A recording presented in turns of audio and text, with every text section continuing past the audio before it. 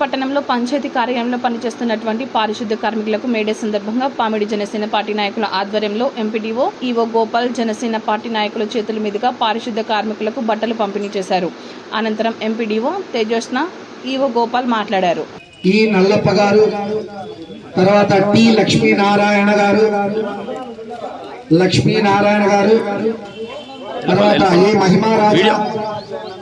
మహిమారాజా గారు, తర్వాత ఎస్ లక్ష్మీపతి గారు,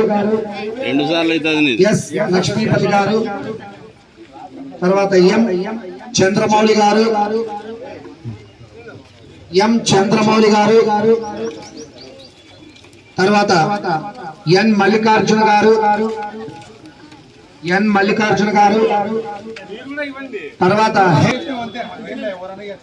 తర్వాత వీళ్ళు సీనియర్ మేస్త్రి ఎస్ సురేష్ బాబు గారు, తర్వాత ఎంఎన్ ప్రసాద్ గారు, తర్వాత కె సోమశేఖర్ గారు.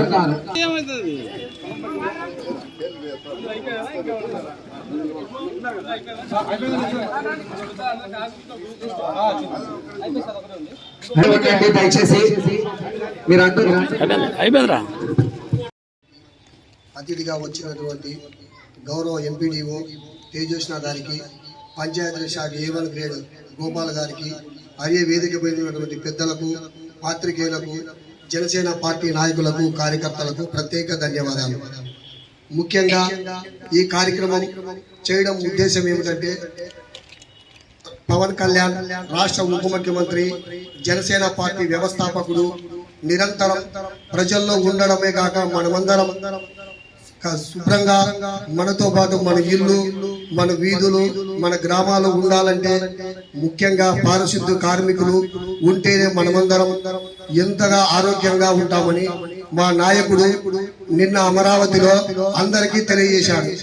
రేపు మేడే కార్మిక దినోత్సవం సందర్భంగా మీరు ప్రతి ఒక్కరూ నా నమ్మినటువంటి జన సైనికులు ఎవరైతే ఉన్నారో వారు ఖచ్చితంగా పారిశుద్ధ్య కార్మికులతో కలిసి పనిచేయాలన్నారు.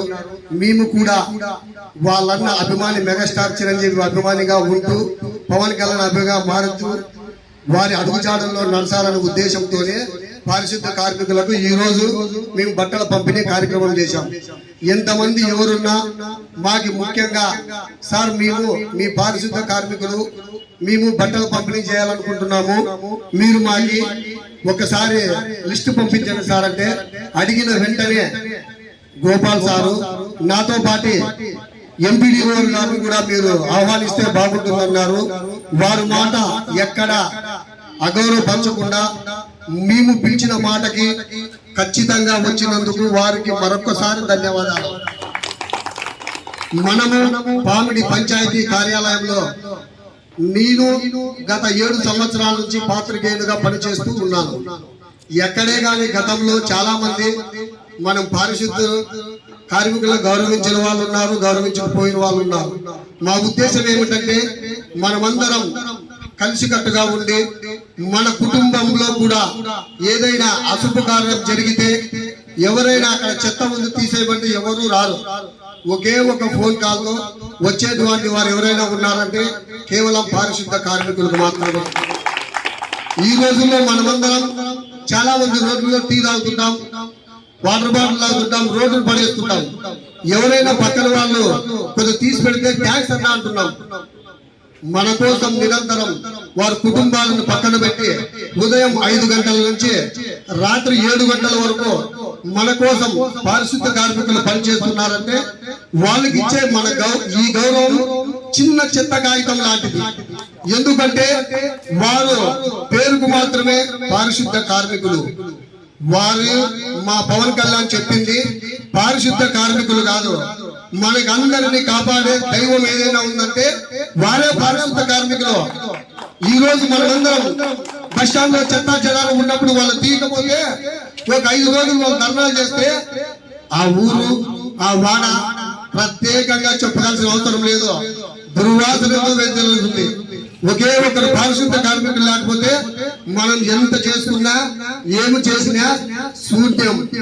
ఆ శూన్యాన్ని వాళ్ళు ఆ సున్నాతో మొదలుపెట్టి అందరికీ ఆరోగ్యంగా ఉండే పనిచేస్తున్నటువంటి పారిశుద్ధ కార్మికులకు మా నాయకుడు కొనితెల శ్రీ పవన్ కళ్యాణ్ ఆదేశాల మేరకు మేము వారికి ఈ చిన్న సహాయం చేయాలనుకున్నప్పుడు మా జనసేన పార్టీ నాయకులు రాము, లాలు, సతీష్, అనిల్ ఇలా చెప్పుకుంటూ పోతే ఎవరు అడిగినా మంచి కార్యక్రమం ఉన్నా మనం చేస్తామన్నారు.